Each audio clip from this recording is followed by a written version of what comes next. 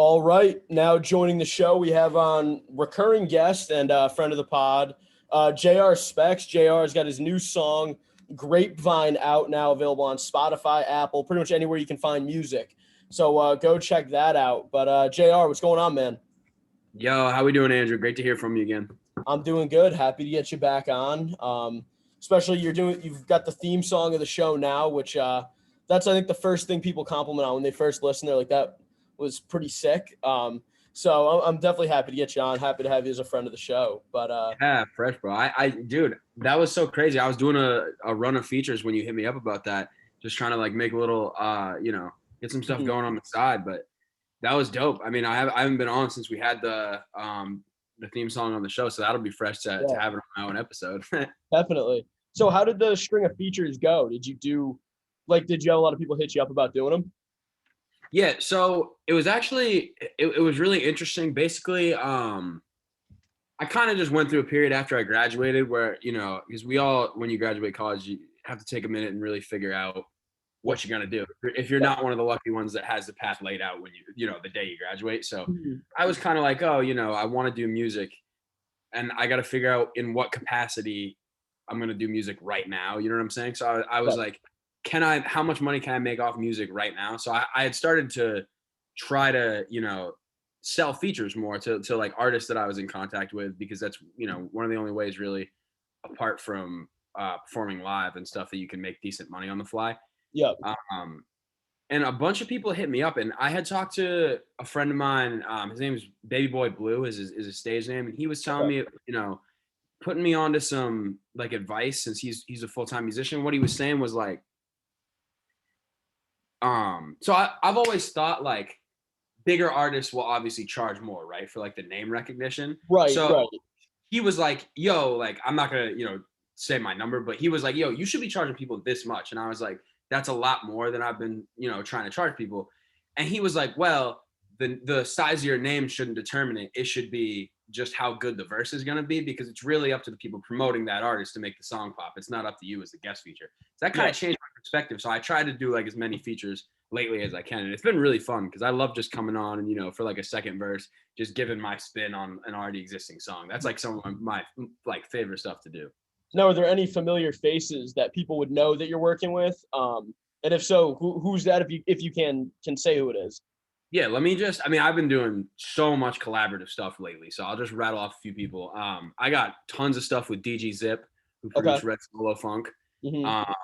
I got a bunch of stuff with Suts, a bunch of stuff with Stack, all the guys from the season 7 group that I'm in. Yeah. Nikhil, we Loon Boy, we got all kinds of stuff together. Soto So Dope, we got some stuff. I mean, I'm really, I'm blanking on some people, but I've just been all over the place trying to get as much collaborative energy off, if that makes sense. Nice. Yeah, that's definitely good. So when will we see some of that stuff coming out, or has some of that already come out where you're featuring on stuff? Yeah, so in the immediate future, I don't have anything to announce, but my boy Stack, I know, is working on his mixtape, and that's about to be done. And I got a verse on there. That's the only thing I know is dropping soon that I'm on. But yeah, for sure. I mean, I'm always scheming. I'm trying not to go so long between releases anymore, because I have a lot of music saved up. So it makes more sense to me to kind of drop things here and there instead of like wait a long time and do a record, so. No, so for that, the last time you came on was around the time to Get You Geeked, and we had Trey on for a Red Solo Funk. So we kind of talked about the marketing. It seemed like those had a more built up marketing plan. This one kind of seemed like you announced that you were going to drop it and then you dropped it. There wasn't that much lead up. Like, kind of like, why did you do that? And was like, for the first day or so, how is that pop for you? Like, is it better numbers? Do you think that helped it, hurt it, or in what capacity? So that's an interesting question. So I think the reason that we did it more kind of like a run and gun style is just the way everyone's schedule and kind of like my camp is lining up. Because, Eric Wang, we have a music video coming for Grapevine, and he did that. That's done. But, when we were in school, it was kind of just like easier for him to pop over, shoot a couple promotional videos, kind of have dedicated content. But for Yeah. this, he's like really like the Energizer Bunny. Like he's doing 8 different things all at once, all the time. And I do work like a good amount of hours right now. Mm-hmm. So it was more just like not having the time necessarily and being geographically far away from people to make as much dedicated content. But I was like, let's just try doing it more off the cuff and see how it works. I don't think it's necessarily hurt it that much. And I think the clips of the music video that we've just been posting, like take a piece here, take a piece there, people really like. So hopefully it'll work out in the long run. I'm really just hoping it'll catch the algorithm. But Yeah. Now you said this is so you released Grapevine with it also comes with Get You Geeked and Red Solo Funk. You said this was your favorite song that you've put out. Is this your favorite ever that you've put out, or your favorite of those 3, or just like you said, favorite in general? Yeah, so I would say in the vein of stuff you might want to hear on the radio, like in that like arena, like me shooting for that. I mean, not that it's been on the radio, but that like sound, it's probably the closest thing I've made to like a song that could be a smash. You know what I'm saying? That's why I like it so much, because I feel like it's airtight in that regard. There's stuff I like more maybe from a lyrical standpoint or just from like a artistic standpoint, but I think just as far as like bops go, it's probably the strongest song I've done. Now, where did you guys? Because I know you guys were in New York for a little bit. You had posted that about on your story. So was that filmed in New York? The music video, like the clips you've been putting out? Yeah. So basically, I went down because I live in Maine right now since I'm done with school and that's where I'm from. I went down to Brooklyn for a long weekend for like 4 or 5 days, and we filmed a music video and we got a bunch of recording down, cooked up with some dope people I hadn't met before, some producers. It was really cool. So shout out to those guys. I cooked up with this guy Aurelian, it's super dope. Cooked up with Mark Matthias. I'm hoping I'm saying their names right. Okay. But yeah, it was super dope. Met a bunch of people, shot the video all over Brooklyn. You see us like on the street a few times, on the rooftop. So it's kind of more of like a city vibe. But yeah, that was a dope trip. It was fun. That's pretty cool. That now, did you guys have that like? Did you guys know you were going to be shooting the music video, or is that not maybe like off the cuff, but you kind of just threw it together, or was that like a planned out thing you guys already had? I would say that was really like item 1A. Like that was kind of the reason that I was there. But then around that, I was like, how much time do I have to, because I got friends in New York to see them, and then also just make as much music as possible with the rest of the time that was left over. And we did a pretty good job. I'll send you some of that stuff after the podcast because we got some cool joints from that weekend. Awesome. I'm excited about that. So in the song, it like referring to, is Rocky Road your favorite ice cream, or was there a different ice cream that could have been picked to fit into the Rocky Road slot? Or I love this question. Yeah, so the reason I said Rocky Road was really just like my like writing process for, like I was saying, something that's supposed to just be more on the catchy side is like I just kind of go like, I remember going, I think Shorty on fire, dun, dun, dun, dun, dun, and then I just had to pick something that had the right like vowel shapes. If that makes sense. I was like, and I was like Rocky Road. Yeah. So then the rest of the line was just based off of the sound of the phrase Rocky Road. Not as much like I just want to scoop like, and then I tried every flavor, but that would be hilarious to think about. I don't think like mint chocolate chip would have fit very good in Rocky Road. I don't think it would have been. We'll do that on the remix, bro. I'll just tap you in for that. Just different ice cream flavors. Just keep rattling them off like that. So now picking I hope I'm saying his name right. B.Aull, right? Or B. Yeah, B.Aull. B.Aull. Okay. So picking him, was this a collaboration from the very beginning, or did you have the song already written and figured that he would be a really good verse on the second half of the song? So I made the song in November of 2020. And I did the demo by myself in my room. And it's actually funny. So at first I just did the beat and the hook, and there was nothing out. There was no verse, anything, not even from me. And I was like, oh man, this is dope. And I kind of had one of those moments where I was like, I tried my hardest to kind of like tear the overthinking out of my process now. But at the time I was like, oh man, I really don't want to screw this up with like just a dookie verse. You know what I'm saying? Because I like it so much. So I did a verse. I was like, this is okay, I guess. It's not really it. Did another verse. Didn't really like that one that much either. It was a little better. Muted that. And then the third time I sat down and completely rewrote my thing was the verse that's on the song from me. And then Okay. from there, I just left a verse open. I was like, we're going to find someone to be on this. Toyed with a couple people, just ended up with B. But I'm really glad we went with him because I love his verse of the song. Did he come up with the life gives you lemons, make lemonade, but you can make wine out of grapes? Was that him or was that you that made that? That's all him. I didn't touch the only part that he sang that I wrote was just he pops in for one line during the hook. Because originally that was me. The way that worked actually was I did the hook in my own spot, and then I didn't like one line, so I deleted it and sang something over the top. So you can hear where like in the demo I come in a different register. It's kind of like with like Juice WRLD where he punches the lines in, you hear him overlap. Yeah, so because of that, I didn't record it that way when we re-recorded it in the studio. I kind of like I should have, but we had to like cut the line out, and then we just had B come in and do over it. So he has that one line in the hook where he's like, "No crib that you got to see, yeah," the falsetto part. That's him. But he wrote his whole verse. I mean, he's a great lyricist, so that was really fun to throw it out for sure. So big thing, you've been delivering pizzas now. You started the TikTok account, the JR's delivery account. How has that been going? Because it seems like that, like delivering pizzas, and then the TikTok account along with it. Yeah, it's been interesting, dude. So basically I was like, oh man, I know I'm kind of foregoing some opportunity not being an active user of TikTok as a musician, you know, just because it's really the only social media where it's like set up to put you in front of new people inherently. Right. So I was like, I got to do something. And from what I just know about marketing from my recent experiences and stuff and picking up tips here and there with trying to roll out music better, it's kind of just like I wanted to pick one thing and kind of like develop a character with every video that I posted. So instead of just being like, you know, everyone knows you have to stay focused a little bit. Well, not everyone. Like, I mean, you do see some guys that just post funny TikToks with their music, and then when the funny ones blow up, it doesn't really get their music any shine and it messes up with the algorithm. But even beyond just being like, I'm only posting things that are about my music, I was like, I only want to post things while I'm wearing my work uniform, because I just feel like the visual recognition when the video starts is important.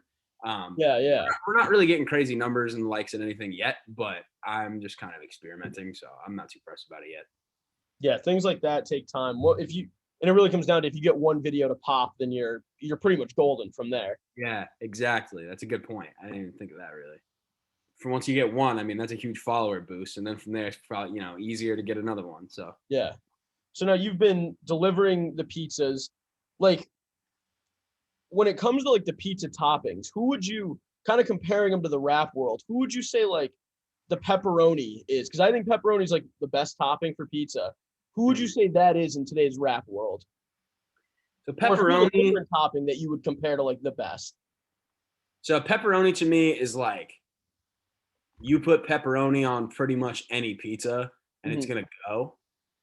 So like, if you think about who's the guy you put on any song and he never misses, I would go with like Andre 3000. I feel like you can put Andre 3000 on any song and he's gonna do something cool. And it's also a tried and true. I think that's a good pick because you like you said, you never can go wrong with it. Yeah, exactly. Safe bet. You know what I'm saying?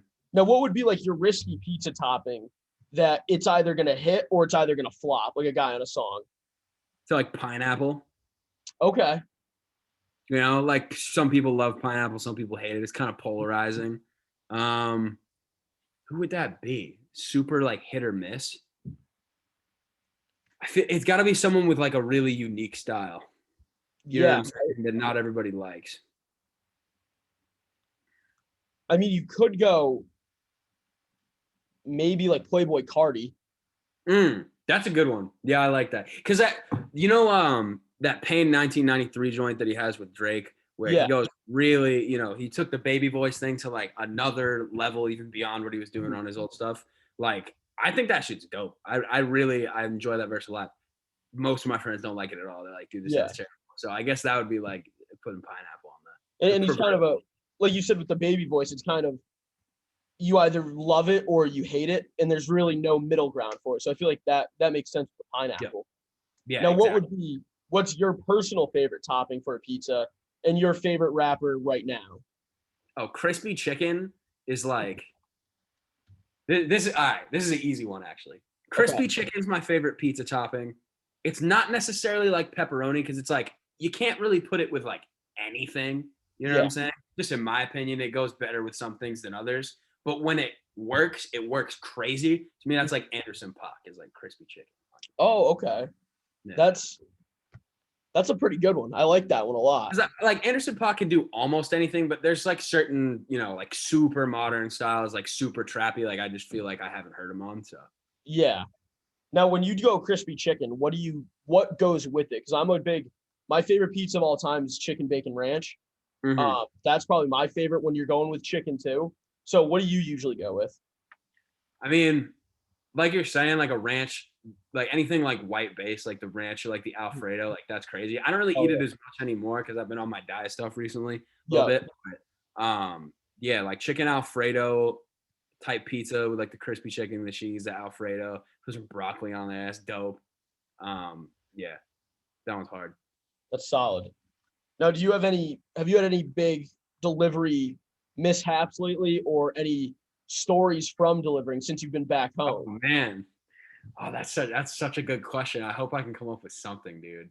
I haven't I haven't had anything like wild recently, Yeah. I think. I mean, there's always people who are like a little bit crazy. I got one guy who just every time he orders, um, he just writes in the instructions, Mhm. bring me my dinner, which just like when it's like something that just seems like not that big a deal, but it just gets me so rattled every time, dude. I gotta bring him his Something feels pizza. off when you're doing it. Like it Yeah, doesn't dude, feel right. it's like I don't know. I feel like he's like, bro, oh, bring me my dinner, little pizza man. You know what I'm saying? It's like I was already gonna do it. It's a delivery. Like, Yeah. That that's just an odd one. That's real. It's yeah, he does it. It's like a consistent thing. Like whenever he orders, it's the same message over and over. yeah, dude. It's him. Well, him and his wife both order pizza. So like, if she orders, it's always like, can you leave it on the deck, contact free? Thank you very much. And I'm like, Yeah. word. And I drop it off. When it's him, it's bring me my dinner or bring my dinner. And I'm like, oh, I don't want to now. Mhm. You told me to.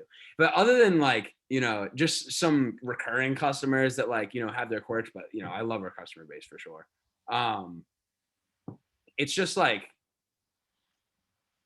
there's not really anyone that's like you go to their at least recently, like you show up at their place and you're like, whoa, this is getting out of hand. You know what I'm saying? Like I Yeah. definitely had some weird experiences in the past, but Well, it feels like such a quick interaction that you never would really get to the point of this is getting out of hand, especially you could just leave at that point too. yeah, It's not like you're sticking around. So I guess that's the one saving grace part of it.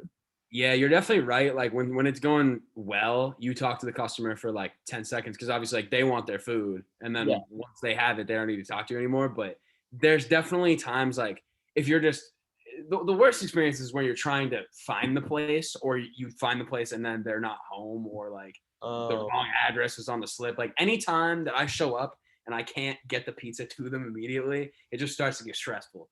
But yeah. you know, I mean, if we're not super busy, then it's not a big deal. But it's a Got fun job, man. I enjoy it. Now, will we, as a listener and a fan, will we be seeing possibly a JR Specs music video, pizza delivery themed? Will that ever come? Maybe will that ever be a thing that we possibly see with a song coming up, or a possible idea? All right, so let me paint you kind of just some inner thought process that I've had processes. So like my original thought for the TikTok was like, oh, let's build this like delivery boy by day, pizza or rapper by Rapper by night night. type character. Yeah. And then like if it was going super well, like TikTok was getting a ton of traffic and a lot of comments. My like ideal scenario was I wanted to be like, oh, I just posted 40 unreleased snippets, like one every day type thing, and be Yeah. like, I'm dropping my album Delivery Boy this spring. What songs do you want on it? You know what I'm saying? And kind of like almost like crowd fund, like democratize like the track list. I thought that would be I don't super like cool that. if it was going that well enough that it had enough traffic to be worthwhile. But it does require me to just like, you know, really go all in on the pizza delivery thing, and I don't know where I'm gonna be in like 6 months. You know what I'm saying? I don't know what my head Yeah. space is like. So Yeah, that yeah. would be a tough thing to kind of, like you said, invest a lot into, and then you're not delivering pizza in 6 months. And like you said, the uniform, when you see certain TikTokers, like a certain um, facial hair, hats, clothes, Mhm. when you see a certain one, you know who it is. So the uniform, if you just one day weren't delivering pizzas and that was the thing that you blew up on TikTok for, and you had the album Delivery Boy, it would kind of feel weird. It would be a very different thing for new fans to see or for your viewers. So I Yeah, do kind of exactly. agree with you on that. It's definitely you know, it's like if it blows up, word, that's a Mhm. good scenario. If it, the pizza delivery scheme type thing, if that didn't blow up, I guess that's cool too. Cause like if I'm doing something different next year, like I can come up with some new trademarks, hopefully that'll be just as like recognizable. Mhm. So I don't know. It's just interesting, man, kind of navigate because TikTok's kind of like uncharted territory, at least for me. So Yeah. It really is. It all comes down to honestly just the one video hitting, and like that's how people blow up, and then you just gotta just consistent from there, I guess. I mean, mhm. like you said, it's crazy. It's all about what the algorithm trips, and if you're And part the of that or volume not. shooting too. Yeah.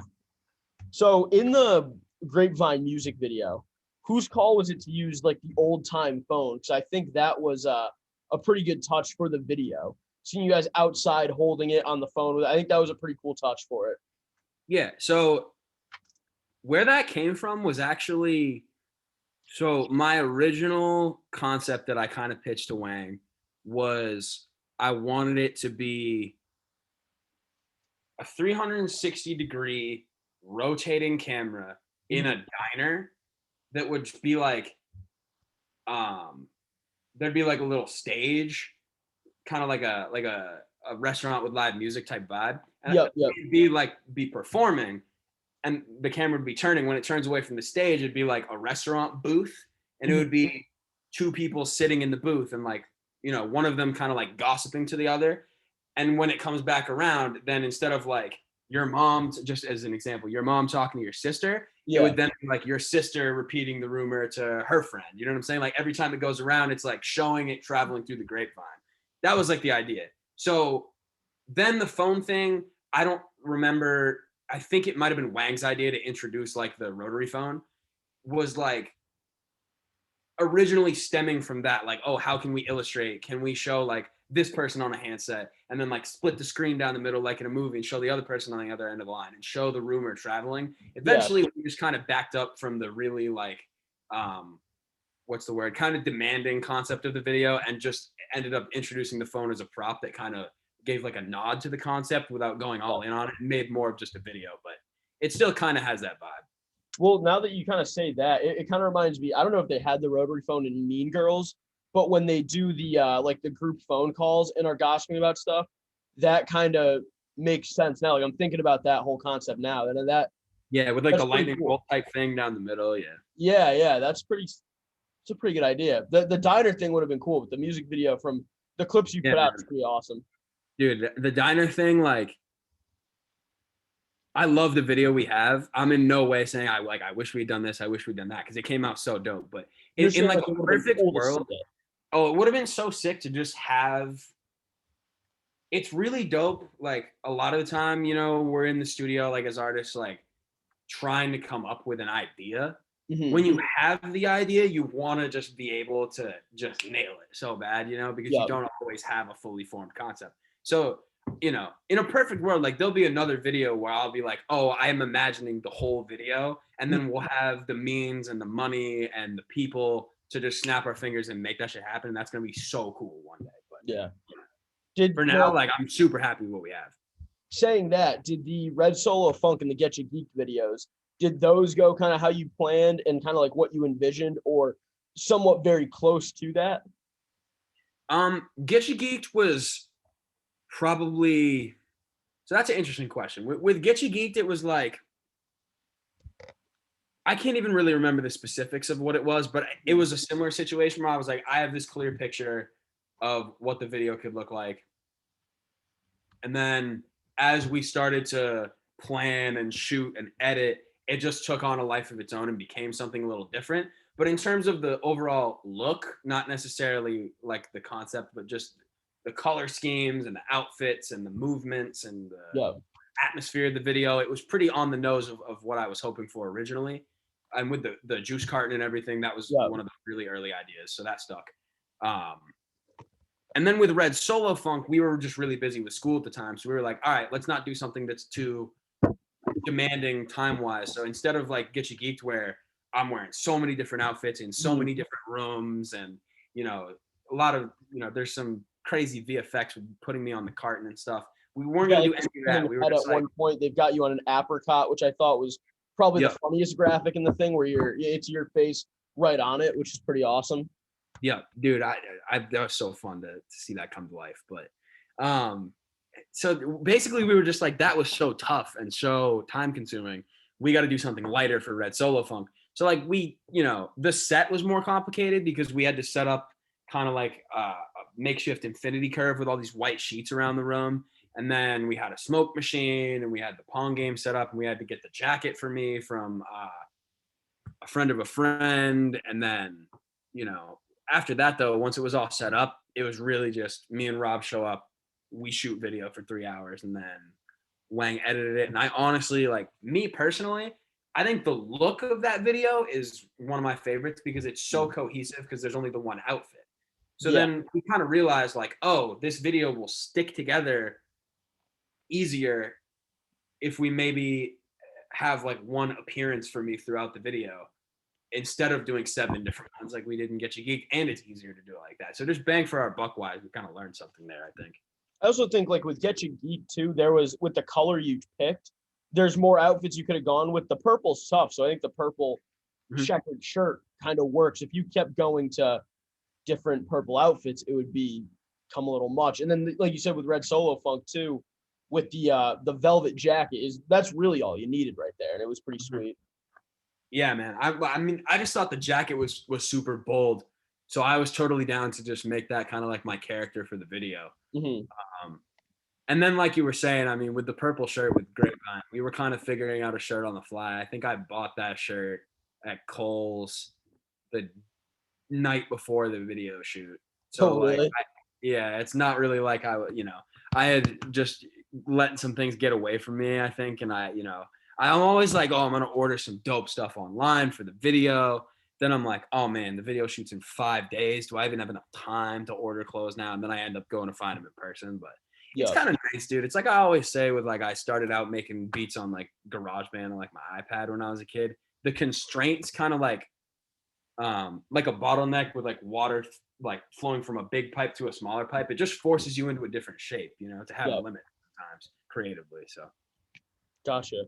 So the cover art you did, it's got what's up with the 0 calorie, the no, like 0 calorie soda? Is that a nod to the diet you're on now, or was that just to add more to the graphic on the soda can? Truth be told, man, this is really what it was, right? So we had this cover design that me and Wang came up with, and we thought it was so dope, dude. We were so stoked on this cover design. And it was like, I think it's my Twitter header maybe, or my Spotify header on my profile, but it's like a cutout of me on the phone with this little border, and then like the Get You Geek cartons and the Red Solo cup and the Grapevine can, they're all like falling in the background in like a spiral motion. We were like, oh, this is it was super busy, but we were like, this is really cool. We kind of got talked out of it just by virtue of like popular consensus kind of with the people we talked to was like, the opinions were either like, oh, you should do it just because you like it, or it was like, nah, we just don't think this makes sense. Eventually I bent the knee because I felt like, yo, I'm about like not compromising, and I'm about doing things that are wacky. But just this once, like, I think I might be doing some more artsy stuff in the near future, but this Grapevine joint is like pretty on the pop side. And it goes with these other 2 joints that have like white backgrounds and a container, a big container. So I was like, you know what, we'll do something else. Garrett put together, one of my managers, Garrett Clare, he put together a mock-up that had me on the phone that you do see on the cover, but it had like a pink purple background. And I basically took that and just made the background white and then brought in a purple soda can. It's actually an existing brand. I hope I don't get sued or anything, called Oh, Zevia. really? Yeah, so that's why I said 0 calorie sweetener, is because Wang just took the title of an actual soda and replaced it. The rest of Okay. the can is like, if you look it up, Zevia, Zevia, it's a 0 calorie soda, and they have a grape flavor. So we basically like just jack that, which is not great, but like my view of it is like, as far as you know how like It looks enough away from the can yes, on the yeah, thing where if like you told me about it, so now I'm seeing it, but it looks enough away from the actual can where I think you're gonna be okay. yeah, exactly, man. I mean, it's like with sampling where like technically you have to get your samples cleared, but lots of cats don't because it's just the culture.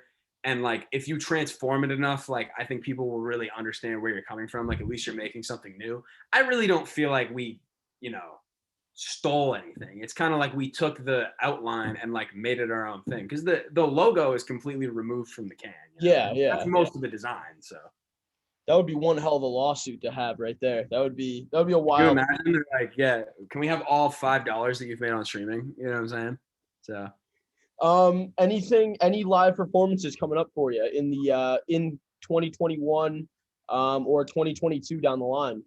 so I don't have anything like marked in the calendar right this second. I do have some ideas for ways I'm going to improve my live show. So I'm definitely looking to perform soon. I have some ideas for like accompanying software to like maybe like project on like a screen or a wall to go with my show and have some interactive stuff going on with the crowd. So Okay. um, I'm kind of holding off maybe on performing until I get some of that stuff sorted. Hmm. But Now, at the point you're at now, what if you were to perform tomorrow? What would be like your ideal opener and closing song? Like if you were to get on stage, what would be the one the what you get the crowd going with and what you close it down with? yeah, so I'm trying to think what I did at Wraps and Gowns. I don't really remember what my set list was. I must have opened with I don't know what I opened with, but I mean, so I like to come out to not like the best song necessarily.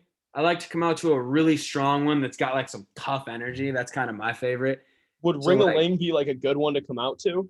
Ring-a-Ling's pretty good, dude. That's not a bad take. I think It's good at the energy, and like tone, you said, it's kind of hard too. Like the energy with it is kind of hard. yeah, definitely. I think maybe something like that. Maybe like Get You Geeked would be a good opener because it Yep. just come out really like guns blazing and get people amped, and then they're into it. And then you can go into some stuff like or I think I let off with Turf maybe the last show I did because that that one gets you amped too. Something to get you really amped at the beginning. Then go into the catchiest stuff, maybe some dancey stuff like Baby Knock Me Down, Grapevine. Mhm. Play what you want to in the middle. That varies by the venue and the crowd. Would you Just slow it down at any point and do a song like Shoe Game or something like that in the middle? yeah, definitely. I mean, you do have to know kind of what the show is gonna be like Hmm. when you do stuff like that. Like at Wraps and Gowns, I don't really remember doing too much slow stuff. I Right. think me and Johnny did Home, which is a more sentimental cut, but it's still got like a driven boom bap tempo. Slowing it down to do like some really like something sad, I could do it, but basement shows to me are not really the place to do it because I feel like people are just trying to get like, Yeah, they'll Um, get after it. but I definitely, when I played the Bangor Arts Exchange up here, I slowed it down for a good portion of the show, and people were really enjoying it. I think.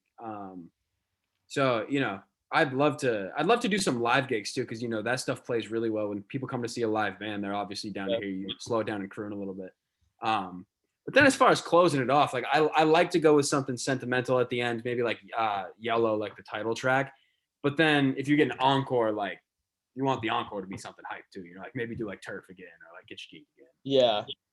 I think if you did the encore, did a few songs, did like I think Baby Knock You Down would be a pretty good one to come back out because that's a real high energy one too. Yeah, Um, definitely.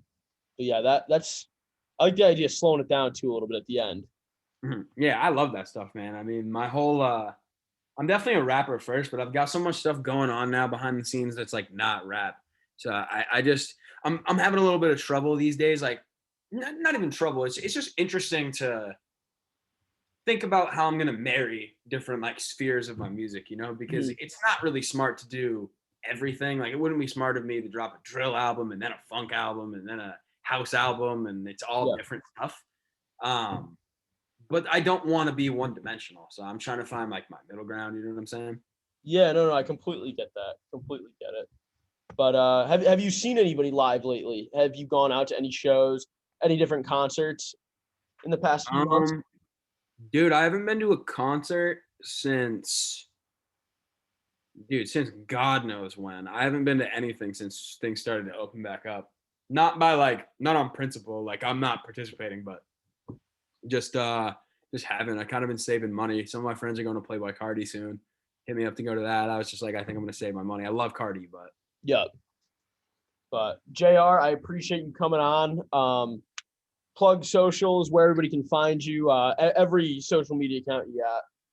yeah, for sure. So at JR Specs on Instagram, that's probably where I'm most active. At JR Specs _ is on Twitter. On TikTok, it's at JR Specs Delivers. That's where I'm kind of like trying to expand a little bit. So definitely go check me out there. And on all streaming platforms, it's JR Specs. That's JR space SPECS. You will not be disappointed. So. JR, I appreciate you coming on. Everybody go stream Grapevine out on Spotify, Apple Music, pretty much anywhere you find music. And hopefully we'll be hearing from JR soon when more music's coming out. But other than that, thank you guys for listening to this episode of the My Parents Office podcast. Thank you.